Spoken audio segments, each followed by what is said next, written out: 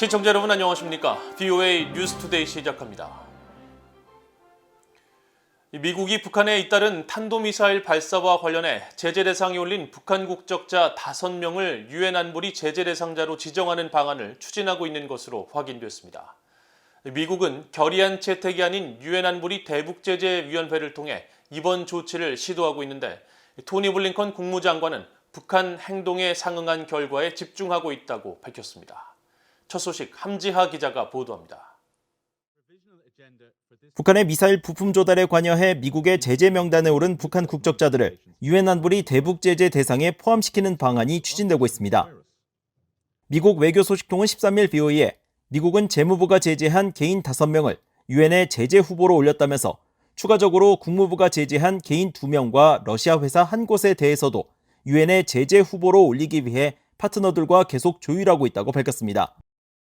앞서 미국 재무부와 국무부는 지난해 9월부터 최근까지 이뤄진 6차례 북한의 단거리 탄도미사일 발사에 대응해 러시아와 중국에 근거지를 두고 있는 북한 국적자 6명과 러시아인 1명, 러시아 회사 한 곳 등을 전격 제재했는데 미국은 우선 이들 가운데 북한 국적자 5명을 유엔의 제재 대상자로 지목한 겁니다. 앞서 린다 토머스 그린필드 유엔 주재 미국 대사는 12일 자신의 트위터를 통해 유엔에서 추가 제재를 제안한다고 밝혔습니다. 구체적으로 어떤 제재를 추진하는지는 공개하지 않았지만 미국이 북한 국적자들을 유엔의 제재 후보로 올리면서 유엔에서의 추가 대북 제재 조치가 추진된 겁니다. 유엔 안보리가 대북 제재 대상자를 추가하기 위해서는 관련 내용을 담은 결의안을 채택하거나 대북 제재 위원회가 해당 내용에 대한 결정을 내리는 방식 중 하나를 택해야 하는데 미국은 대북 제재 위원회 결정을 통해 이번 추가 제재를 시도 중인 것으로 알려졌습니다. 이럴 경우 유엔 안보리 이사국 15개 나라의 만장일치 찬성이 필요하지만 중국과 러시아의 협조가 불투명한 상황입니다. 이런 가운데 토니 블링컨 국무장관은 북한에 잇따른 탄도미사일 발사는 관심 끌기라면서 북한 행동에 상응하는 결과가 있도록 집중하고 있다고 밝혔습니다. So, not only are we sanctioning North Koreans, we are deeply engaged both at the UN and with key partners like South Korea, like Japan, on our response. I think some of this is the North Korea trying to get attention. It's done that in the past. It'll probably continue to do that. 블링컨 장관은 그러면서 한반도의 완전한 비핵화를 향한 진전 방안을 찾기 위해 전제 조건 없이 북한과 관여할 준비가 돼 있다는 점과 북한에 대해 적대적 의도가 없다는 점을 분명히 하고 북한이 관여할 준비가 돼 있는지 기다렸다고 강조했습니다. 하지만 유감스럽게도 북한은 그런 제안에 응답하지 않았을 뿐 아니라 최근 몇 주간 새로운 미사일 시험 발사를 했다면서 이것은 안정을 해치는 것이고 위험하며 여러 유엔 안보리 결의 위반이라고 비판했습니다. BOE 뉴스 함지하입니다. 미국의 유엔 안보리를 통한 추가 대북 제재 추진에 대해 유럽연합 등은 미국과 협력할 것이라고 밝혔습니다. 하지만 안보리 상임이사국인 러시아는 제재가 한반도 문제 해결에 도움이 되지 않는다고 밝혀 추가 대북 제재 채택에 부정적인 입장을 나타냈습니다. 안소영 기자가 취재했습니다. 유럽연합 EU는 북한의 최근 잇따른 탄도미사일 발사에 대한 미국의 유엔 차원의 추가 제재 추진과 관련해 북한의 대량 살상 무기 확산 방지를 위해 미국을 포함한 국제 파트너들과 계속 협력해 나갈 것이라고 밝혔습니다. 유럽연합의 나빌라 마스랄리 대변인은 13일 BOA의 관련 질문을 받고 유럽연합은 유엔 안보리 결의에 따른 완전하고 검증 가능하며 되돌릴 수 없는 북한의 비핵화 목표에 전념하고 있다면서 미국을 포함한 국제 파트너들과 계속 협력할 것이며 북한과의 대화 재개를 위한 노력도 지지한다고 밝혔습니다. 이어 북한에 대한 유엔 안보리 제재를 EU법으로 전환해 추가적인 독자 제재도 이행하고 있다고 강조했습니다. EU는 현재 인권 제재를 포함해 개인 59명과 기관 10곳에 대한 독자 대북 제재를 가동하고 있습니다. EU는 앞서 유엔 안보리 제재를 모두 이행하면서 동시에 이를 보완하고 강화하기 위해 이 같은 제재를 시행하는 것이라고 밝힌 바 있습니다. 유엔 안보리 1월 의장국인 노르웨이 유엔 주재 대표부는 BOA에 미국의 추가 대북 제재 추진과 관련해 언급을 하지 않겠다면서도 대북 제재에 대한 기존 입장에 변함이 없다고 강조했습니다. 북한의 탄도미사일 발사에 대해 유엔 안보리 의장국으로서 한반도에 완전하고 검증 가능하며 되돌릴 수 없는 비핵화라는 안보리와 대북 제재 체제 목표를 평화적으로 진전시킬 것이며 안보리가 채택한 조치의 완전하고 효과적인 이행을 유지하고 보장하기 위해 노력하고 있다는 지난 6일 입장을 재확인한 겁니다. 일본 정부는 미국의 입장을 지지하면서 일본 차원의 새로운 독자 제재 여부를 검토하기로 했습니다. 일본 정부 대변인인 마스노 히로카즈 관방장관이 13일 미사일 부품 조달과 관련해 북한 국적자 6명 등을 추가로 제재한 미국 결정에 지지 입장을 밝히면서 납북자 문제와 핵, 미사일 등 모든 현안을 종합적으로 해결하기 위해 일본 정부도 새로운 독자 제재 부과 여부를 검토할 것이라고 말했습니다. 반면 안보리 상임이사국인 러시아는 새로운 안보리 대북 제재 추진에 부정적인 입장을 밝혔습니다. 유엔 주재 러시아 대표부 측은 이날 VOA의 관련 질문에 제재는 한반도 문제 해법으로 도움이 되지 않는다고 밝히고 미국의 추가 대북 제재 관련 제안에 대해 알지 못하지만 만약 대북 제재 위원회에 제출되면 철저히 검토할 것이라고 밝혔습니다.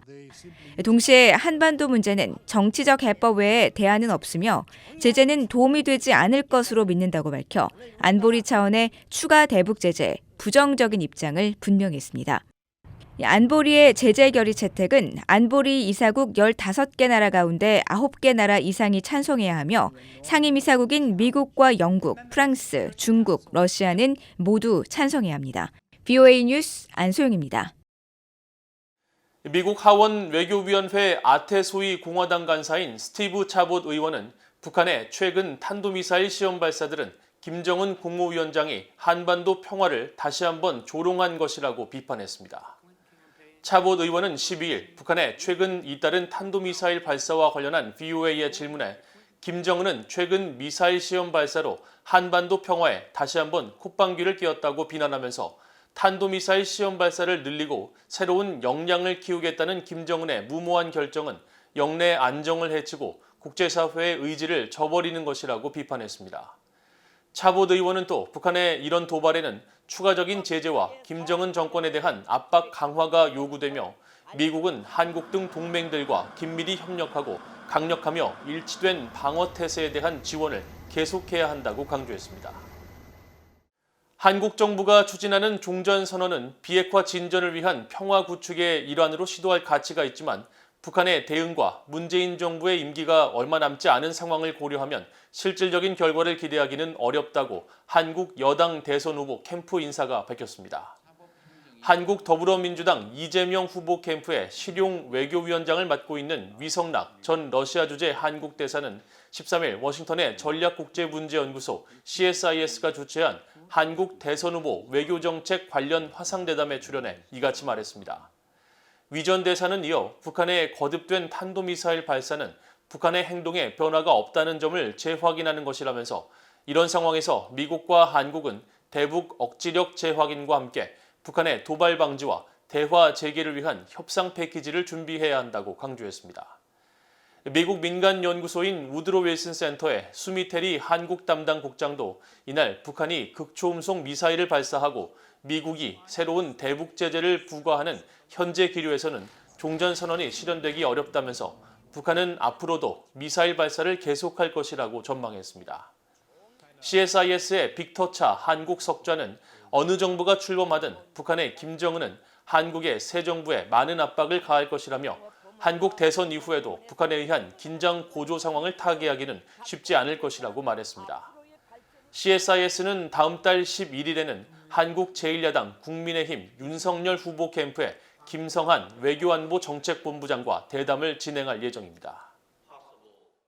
존 플럼 미국 국방부 우주정책 담당 차관보 지명자가 상원 군사위 인준청문회에서 북한이 우주 관련 기술과 역량을 계속 추구하고 있다고 밝혔습니다.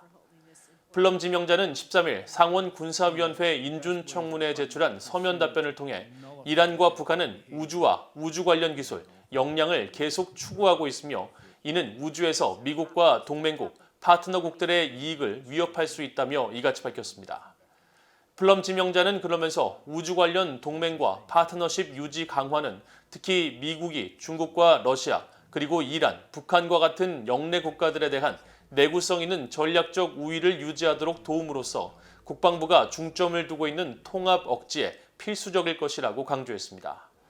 이어 중국과 러시아, 북한 모두 대량 살상 무기와 운반 시스템 역량에 대한 증강 노력을 지속하고 있다면서 이는 인도태평양 지역과 유럽의 전략적 안정성에 직접적인 영향을 미치고 있다고 지적하고 미국은 미국과 동맹국 그리고 파트너 국가들의 큰 위험을 가하는 이런 위협들에 중점을 둬야 한다고 강조했습니다. 국제인권단체인 휴먼 라이츠 워치는 북한 정권이 신종 코로나 바이러스 감염증 사태를 빌미로 불필요하고 극단적인 제한 조치를 도입해 인도주의적 위기를 조성했다고 밝혔습니다. 뉴욕에 본부를 둔 휴먼 라이츠 워치는 13일 발표한 연례 보고서를 통해 이같이 밝히면서 북한은 지난 2021년 모든 공식, 비공식 국제무역을 금지하고 국내 이동을 제한해 주민들의 생필품 부족 현상이 일어났다고 지적했습니다. 보고서는 또 한국의 경우 지난해 대북전단 금지법을 시행해 탈북민들과 시민단체들이 북한 주민들에게 정보를 보내는 것을 엄격히 제한하고 단속했다고 지적했습니다. 이상으로 VOA 뉴스투데이를 모두 마칩니다. 시청해주신 여러분 고맙습니다.